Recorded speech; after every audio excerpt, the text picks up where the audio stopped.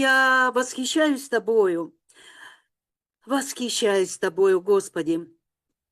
Ты свидетель, Господи, тому, что вот 2 дня я ходила и, Господи, дай мне слово, о чем говорить, дай мне слово, о чем говорить. И Ты мне дал Ефесянам 5, 14, 17. И каково же было мое, ну, не удивление, а мой восторг, когда я вчера, слушая Сергея, я услышала то, о чем Господь положил мне на сердце. Но только Он говорил кратко, а Бог мне дал более расширенное это слово. Поэтому я хочу делиться именно посланием к Ефесянам, 5 глава, с 14 по 17 стих. «Посему сказано, встань, спящий, и воскресни из мертвых, и осветит тебя Христос». Итак, смотрите, поступайте осторожно, не как неразумные, но как мудрые, дорожа временем, потому что дни лукавы. Итак, не будьте нерассудительны, но познавайте, что есть воля Божия. Вы знаете, когда еще позавчера я читала это место, я думала, о Боже, это настолько актуально сейчас. Это как раз вот это слово ко времени, которое церковь должна взять для себя.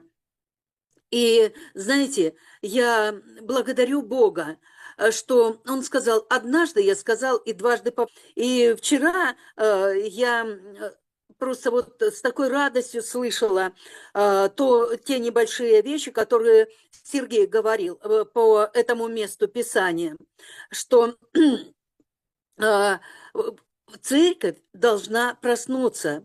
«Проснись, спящий, воскресни из мертвых». То есть, что сейчас необходимо церкви? Проснуться. Проснуться, потому что мы столько времени молимся и просим Господа, чтобы Он будил церковь. Знаете, это, пожалуй, каждый день у нас, поскольку мы каждый день молимся за церковь, мы каждый день просим Господа о том, чтобы церковь, она преображалась, чтобы церковь, она не оставалась в том состоянии, в котором находится сейчас. И что сейчас через вот это слово, я верю, Господь говорит нам, что это время, и что это время, когда церковь, она просыпается. Я просто вот верю, что через наши молитвы, а мы и в пятницу молимся, обязательно молимся, и мы провозглашаем это слово, чтобы церковь просыпалась, поднималась и так далее. Почему это так важно? Потому что не может спящая церковь делать дело Божье. Это время, когда церковь должна проснуться. В первую очередь она должна проснуться. И когда церковь просыпается, ну, согласитесь, что церковь, она не может быть спящий человек, это, знаете, как мертвый человек. Он ничего не слышит, он не чувствует, чаще всего не видит и так далее. Это, ну, знаете, написано, что Бог не есть Бог мертвых, но Бог живых. Так говорит Слово Божье. И вот сейчас вот это время, когда церковь, она должна проснуться, чтобы она стала действительно живая, чтобы она действительно слышала Господа, чтобы поднялась, чтобы пришло возрождение в церковь, потому что она должна сначала проснуться, потом Дух Божий, Он будет возрождать ее к чему? К жизни. Жизни какой? С Господом. Жизни пробуждения, возрождения. И поэтому так важно церкви в это время проснуться, воскреснуть из мертвых. Потому что, еще раз я говорю, что спящая церковь, суть мертвая. И вновь я хочу сказать, что Бог не есть Бог мертвых, но Бог живых. И поэтому это время, когда Бог хочет разбудить церковь, но будет Он через наши молитвы, будет Он через те горячие сердца, которые не могут согласиться с тем, что сейчас Он видит, что сейчас происходит. И мы говорим, церковь, воскресни из мертвых. Знаете, написано, что невозможно Богу. Богу возможно все. Богу возможно и оживить мертвые кости. И мы знаем, однозначно мы знаем, что наши молитвы, они нечетны. И когда мы молимся и провозглашаем, и верим в то, что по нашим молитвам Бог будет церковь, по нашим молитвам мертвые воскресают. Да, пусть пока только, может быть, в этом аспекте, что спящий суть мертвый.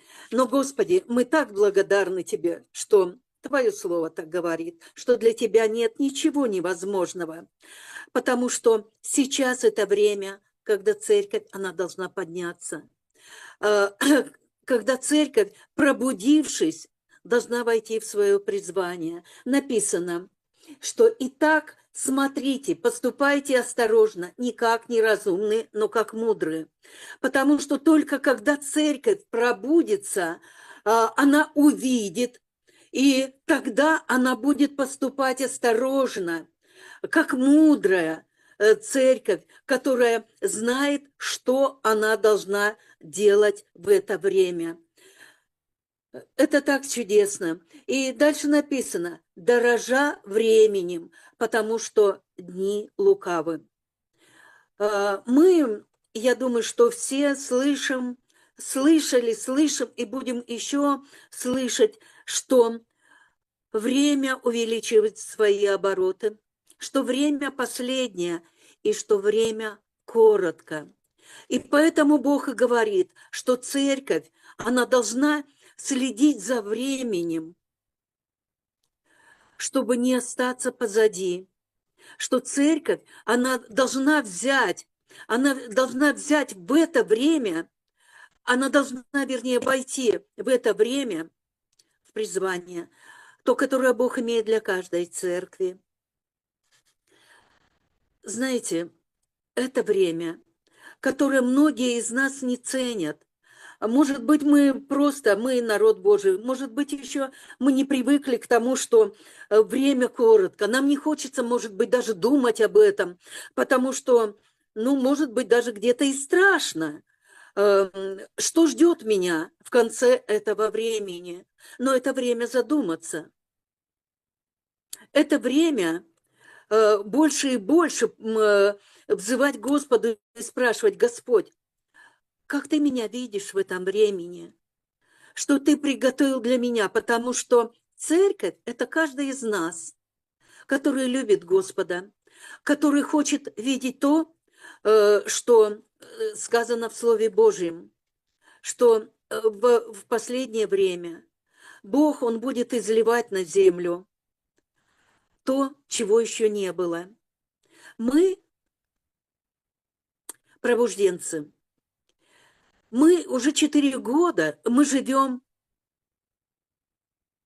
наверное, радостью все-таки больше того, что мы знаем, что приготовил Бог. Мы живем тем марафоном 23-26, который был провозглашен еще в конце 22 года, на это время. И, знаете, это непростое время было. И, может быть, мы и не достигли за эти 3 года, 2,5-3 года, чего-то такого огромного, что нам хотелось бы видеть. Но как Вчера Сергей сказал, что это время посева было, время посева. И мы засеивали землю. Мы засеивали землю через наши молитвы, наши посты, через пинуэлы. И мы еще будем сеять 25-26 год, что мы еще будем совершать этот марафон, потому что он еще не закончился. Мы дошли только где-то до середины марафона. И потому нам нужно сконцентрироваться в это время, понимая, что впереди предстоит большой труд еще. Но мы уже однозначно верим в то, что мы уже не в начале пробуждения. Да, мы не в начале, потому что еще на одном из пинуэлов мне Господь показывал, и я делилась этим, я видела поезд, который двинулся и поехал, и он набирает обороты. То есть пробуждение, оно началось. И пробуждение, оно не буксует, оно двигается. Может быть, кто-то скажет, ну вот что-то ничего в 24 году особого не было. Я, наверное, не соглашусь. Не было, может быть, каких-то таких больших прорывов, но в это время мы продолжали делать то, что Господь нам говорил. Мы засевали эту землю, и мы верим, что мы не зря трудились, потому что мы осознавали и осознаем, что у нас не может быть простоев. И что в этом 24 году мы тоже что-то приобретали. Мы больше и больше погружались в слово, погружались в этот учебник глобального пробуждения. Мы его, так сказать, пережевывали, потому что можно было его во всех чатах читать, размышлять и, главное, слушать в эфирах. И мы участвовали в этих эфирах и несли также слово о пробуждении. Поэтому этот 24-й год, он не бесплодный. И мы можем сказать спасибо, Господь, что и в этом году мы занимали ту позицию, которая и должна быть у нас.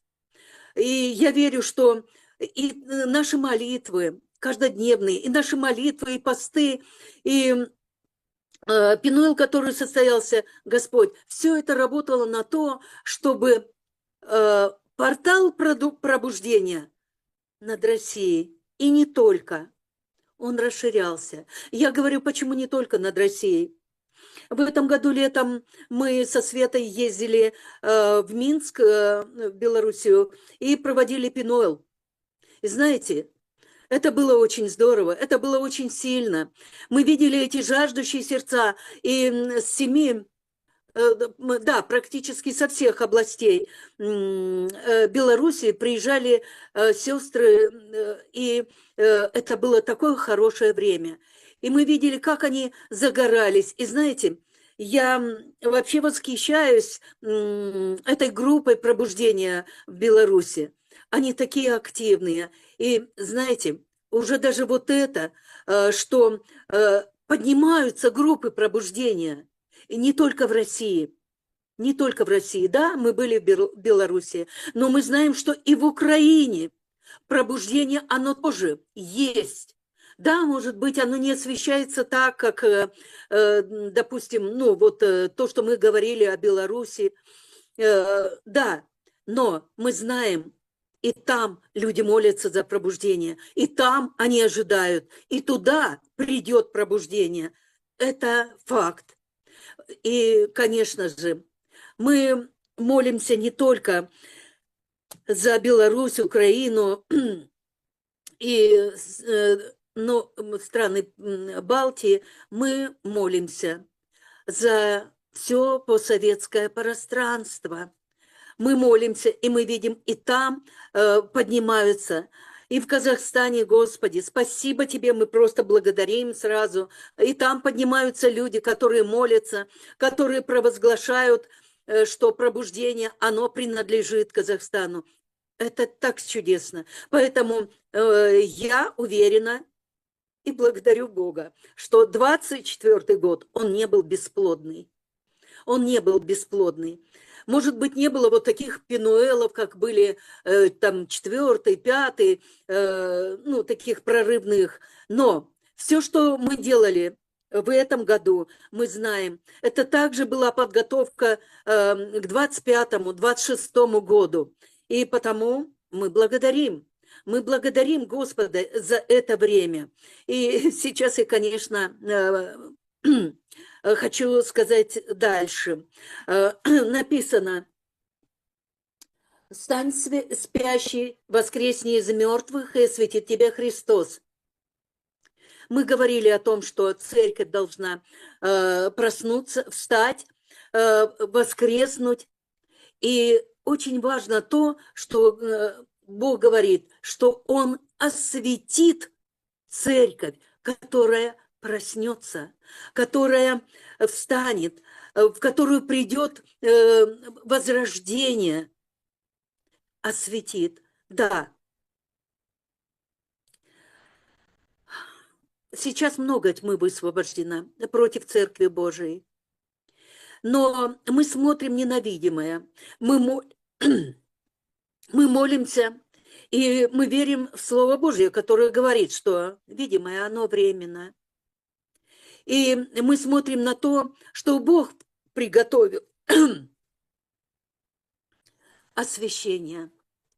Мы верим, однозначно верим, что когда церковь, она поднимется в силе, когда каждый, любящий Господа, ищущий лица Его, будет взывать о том, чтобы он был тем светильником для этого времени, чтобы свет мог изгонять тьму даже от одного человека, а это возможно, мы знаем, то что может удержать тогда такую церковь? Ту церковь, которую Бог освящает. Да, конечно, если мы говорим о церкви, о состоянии, в котором сейчас она пребывает, то она где-то состояние церкви больше похоже на анабиоз, на то состояние, когда церковь еще дремлет, еще в таком состоянии, когда она, может быть, даже уже слышит стук, как вот в «Песне песней» написано, что жених пришел и стучит. Она, невеста, лежит на ложе и говорит: ну, что, я помыла ноги, ну как мне встать?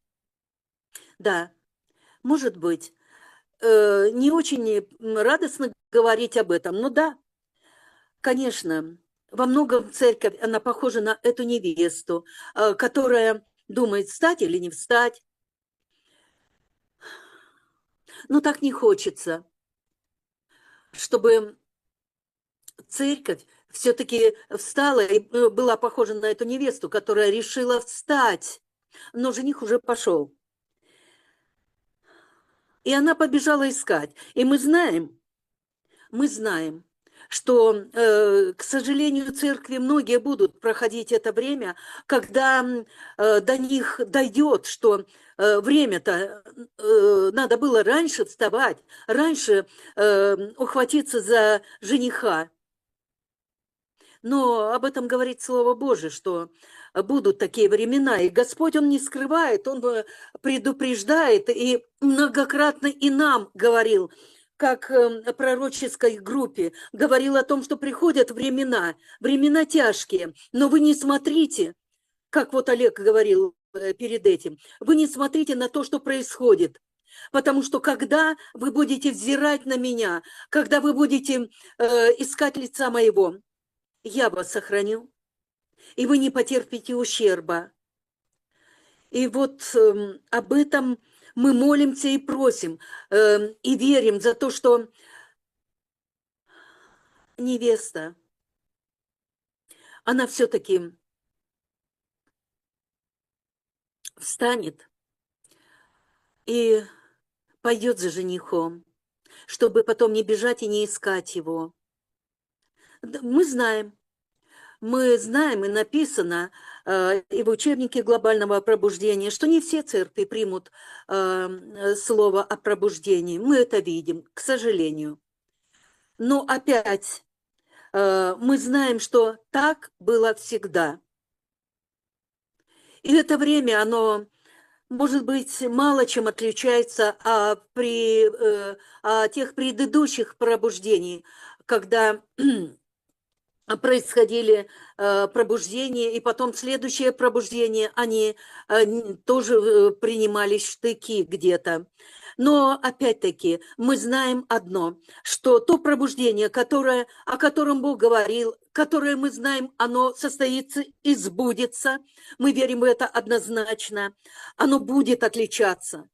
Оно будет отличаться, потому что если Бог сказал, то дай и аминь. Потому что так Слово Божье говорит, я сказал и сделал. И поднимутся многие церкви, те церкви, которые действительно, в которых будет высокий дух, и они будут входить в пробуждение. И мы верим, что приходит это время. Приходит это время, когда многие церкви, они обратят свое лицо к тому, что говорит Господь. Мы верим, мы молимся, и мы верим, что Бог стучит в каждую церковь, в сердца служителей. Он стучит.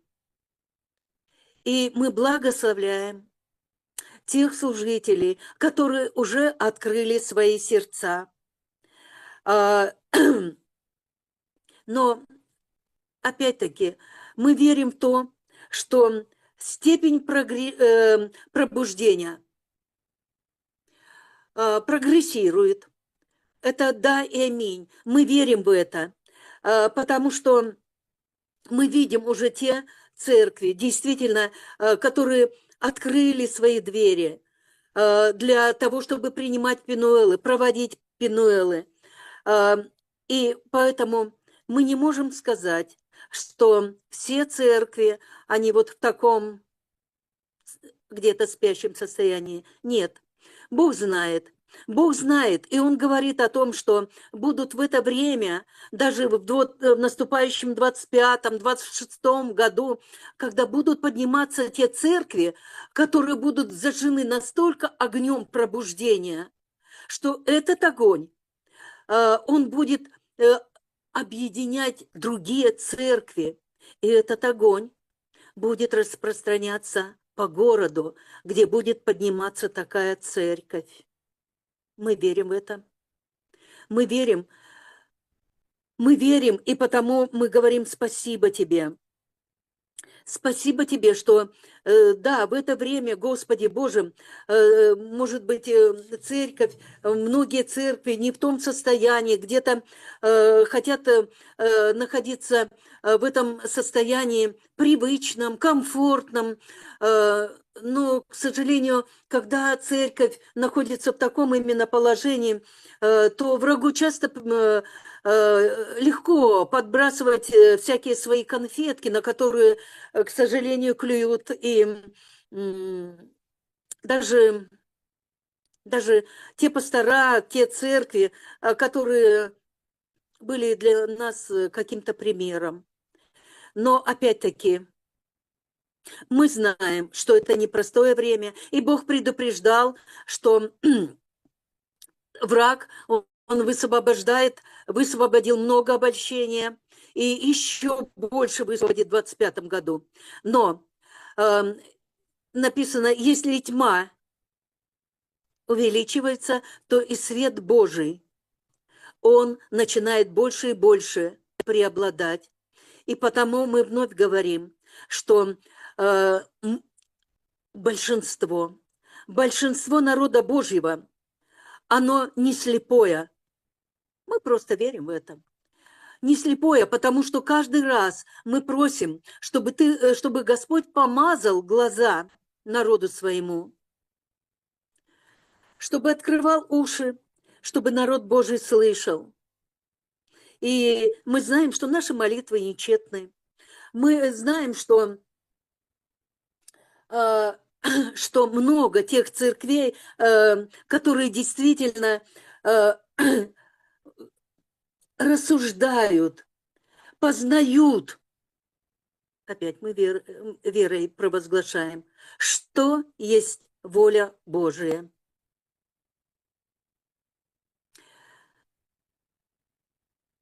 Я верю в это. Я верю, потому что все молитвы, которые проходят в эфире, вы знаете, что и сейчас, сегодня, в скором времени, через час начнется молитва пробуждения в этой церкви. И в этой церкви молятся и другие молитвенные группы, и наша в том числе. И то, что мы говорим, о чем мы молимся, мы верим, что мы получаем. Мы получаем. И что степень пробужденности, оно будет увеличиваться больше и больше. И мы верим, что многие церкви будут брать планы от Бога и повышать температуру ревности по пробуждению. Я просто верю в это. Я просто верю в это, что 25-й, 26-й год, это будет как раз тем годом, когда церкви, они станут и будут искать воли Божьей. А воля Божья, она изложена и в Писании, что он говорил, что будет последняя жатва, и эта жатва будет такая, как никогда ранее. И я верю, что те Пенуэлы, которые проводились, которые еще будут проходить в 25-м году, в 26-м году, это тот портал, через который Господь будет приходить в церкви и говорить о том, чтобы принимали ведение. И я просто верю, что когда говорит Бог, а я верю, что только Бог может достучаться до своей невесты через молитвы, которые приносят ему его святые, то церковь, она не может оставаться глухой. Церковь не может оставаться слепой и бесплодной. Я верю в это. Я верю, что в это время Бог будет поднимать тельцов и волов, которые будут больше и больше распахивать на вину, больше и больше будут подниматься ходатаи, которые будут стоять на стенах своих городов, своих мест, где живут ходатаи, и будут взывать к Тебе, и будут, Господи Боже, не спать, но, как написано, возвышать голос для военного крика. Я верю, что пришло это время, время духовной войны, когда святые Божии, они не могут молчать, когда не должны молчать, когда народ Твой, Господи Боже, должен открывать свои уста для побоища, как говорит Слово Божье. Я верю, что вот это время, 25-й, 26-й год, это время, когда тельцы и волы, они будут особенным образом распахивать на вину, распахивать ту землю, которую Ты, Господи, хочешь исцелить, на которой Ты хочешь, Господи, поднимать народ сильный. Я верю в это, Господь, и благодарю Тебя. Я благодарю Тебя за то, что пастора, они будут принимать ведение, и верю в то, что они будут не только принимать, но они будут проповедовать о пробуждении, и не раз в год. Что церкви, те церкви, которые Ты, Господь, в это время поднимешь, они станут в проломе, они будут, Господи Боже, молитвенными церквями, где будут 24/7, я хочу верить в это, будут молиться о пробуждении, потому что это время, Господь, когда Ты сам хочешь, чтобы церковь, она начала приносить плоды. А я, как Сергей говорил, в 25-м году начнем мы видеть плоды. Да, может быть, их не будет немного, а мы пока, может быть, и не ждем, что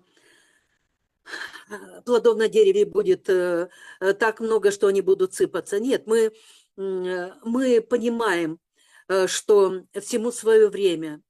Но мы также верим в то, что когда дерево начинает плодоносить, то все равно в свое время она принесет обильный урожай. Я в это верю. Я в это верю, потому что практически 4 года я в пробуждении, и я вижу, какой прогресс есть в движении пробуждения. И я тому свидетель. И поэтому мне легко верить в то, что я говорю, что пробуждение, оно начинает обороты. Пробуждение, оно действительно прогрессирует. И поезд, он будет двигаться больше и больше, набирать скорость. Я также верю в это. Я верю в это. И, знаете, конечно, мне очень хочется видеть церковь смиренную, потому что только смиренная церковь может сказать, когда Господь стучит, сказать: вот она я. И мы знаем все это место Писания, 2 Паралипоменон 7:14. «И смирится народ мой, который именуется моим именем, и будут молиться, и взыщут лица моего, и отвратятся от худых дел, от худых путей своих, то я услышу с неба и прощу их грехи, и исцелю их землю». Нам это так нужно. Нам так нужно, чтобы народ, чтобы невеста Твоя, Господи, она смирилась, чтобы она действительно взыскала лица Господне. Потому что я уверена в том, что когда церковь смирится, она будет искать воли Божьей, она будет ходить в любви. И я хочу поделиться. Вчера я прочитала один пост, который мне очень понравился. Я прочитаю его, кусочек из того поста. Пробуждение – это не про создание идеальных христиан. Ни посты, ни видео не смогут изменить человека. Только личные взаимоотношения с Богом меняют человека. И пробуждение родится только из любви, которая будет исходить из нас. Нам нужно учиться любить и из этой любви созидать единство. Именно это приведет нас к глобальным проектам Бога. Знаете, когда я прочитала этот пост, я просто была в восторге. Это как раз вот то, что необходимо сейчас, в это время, церкви научиться любить, ходить в смирении, научиться любить. И тогда, знаете, и тогда, вот как здесь написано, и тогда будет созидаться единство. А нам так необходимо единство. Единство между церквями. Единство в церквях. Единство. Знаете, это такое весомое слово. И оно так вот действительно актуально для этого времени. И поэтому я верю, что нам нужно больше и больше, хотя мы молимся о единстве, да, мы молимся об этом, но что если мы хотим действительно увидеть то, что Бог приготовил, как написано, «Воззови ко мне, и я отвечу тебе, и покажу тебе великое и недоступное, чего ты еще не знаешь». Мы многого еще не знаем. Мы еще и не видели тех чудес, которые Бог приготовил, а мы хотим их видеть. И потому спасибо, мы говорим спасибо, Господь, за Слово Твое, через которое Ты говоришь нам, Твоей церкви, чтобы мы проснулись, чтобы пришла ревность к народу, чтобы Твой народ, он увидел действительно поля мертвых костей.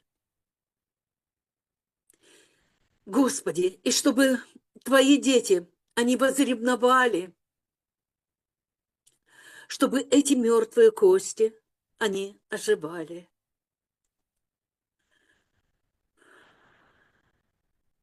Да, Господь, это Твоя воля, чтобы Твой народ действительно возревновал о том, чтобы нести Евангелие, как говорил Олег перед этим, чтобы Слово, что может оживить мертвое? Только только Слово Господне.